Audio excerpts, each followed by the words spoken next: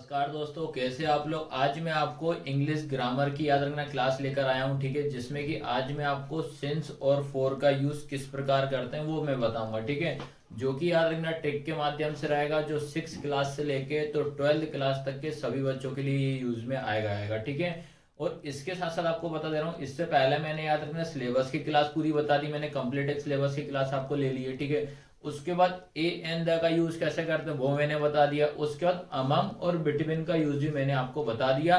तो मेरी back side वाली जितनी भी क्लास मैंने ली है वो पहले आप देखना, उसके बाद बेटा ये आपको कंटिन्यू समझ में आएगा। ठीक है, कि ये बोर्ड क्लास के हिसाब से मैं बता दे रहा हूँ, जो कि याद रखना सिलेक्टेड क्वेश्चन है जो हर बार आते ही आते हैं। ठीक है, तो अपन टॉपिक स्टार्ट करते हैं। मैं पहला याद रखना आपको सबसे पहला काम है कि ये सिंस और फोर। ठीक है, आपको यूज ऑफ सिंस और फोर, सिंस और फोर का यूज कैसे करते हैं वो बताना दूं।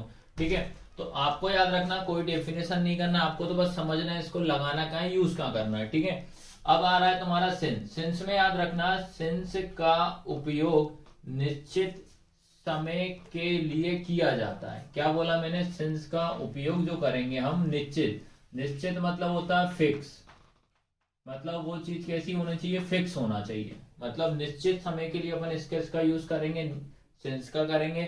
जैसे याद रखना आपको लिखा है 1998, अगर आपको सन मतलब ईयर, आपको अगर सन दी है तो समझ जाना है कि आप उसमें किसका यूज करोगे, सिंस का करेंगे। उसके बाद आपको लिखा 2000 मतलब 2000 लिखा है तो अपन करेंगे, भाई ये सन फिक्स है ना यार, सीधा सीधा।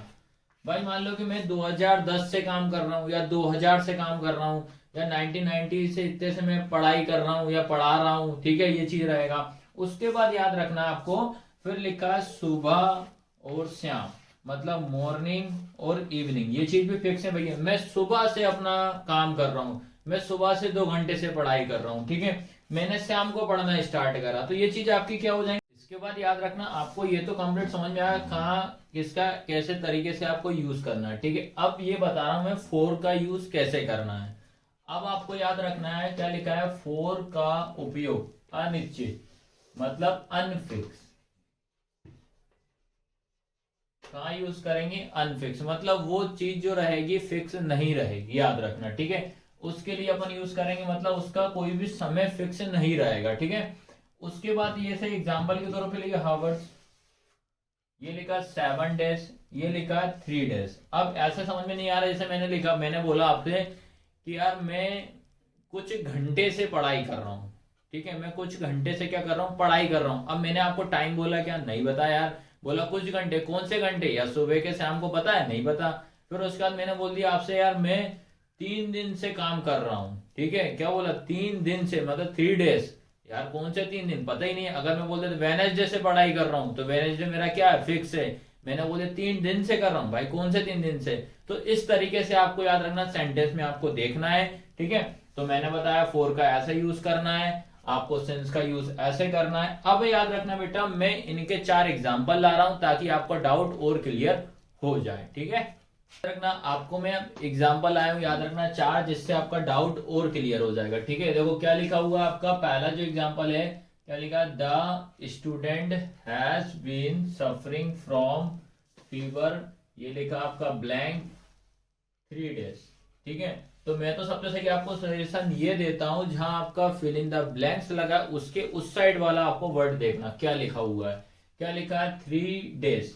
अब याद रखना 3 डेज, पता है क्या 3 डेज, कौन से 3 डेज से काम करना नहीं पता, तो उस कंडीशन में अपन क्या लगाएंगे, क्या बताया था मैंने, 4 लगाएंगे। तो यहाँ क्या आएगा आपका 4 आएगा।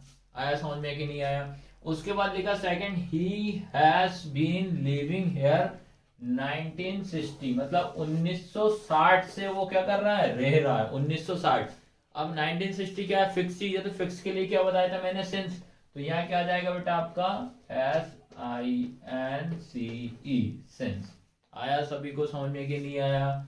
उसके बाद थर्ड वाला देखो, he has been sleeping evening, यार अब इवनिंग भी क्या है, फिक्स है, मतलब वो शाम से सो रहा है। ठीक है, तो फिक्स में क्या आएगा आपका, सेंस आ जाएगा।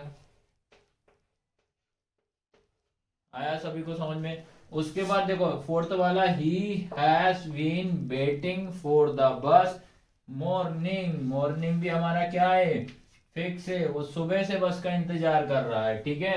तो क्या हो जाएगा, इसमें भी क्या आएगा आपका, सिंस आएगा। आया सभी को समझ में कि नहीं आया, ये कंप्लीट 4 एग्जाम्पल।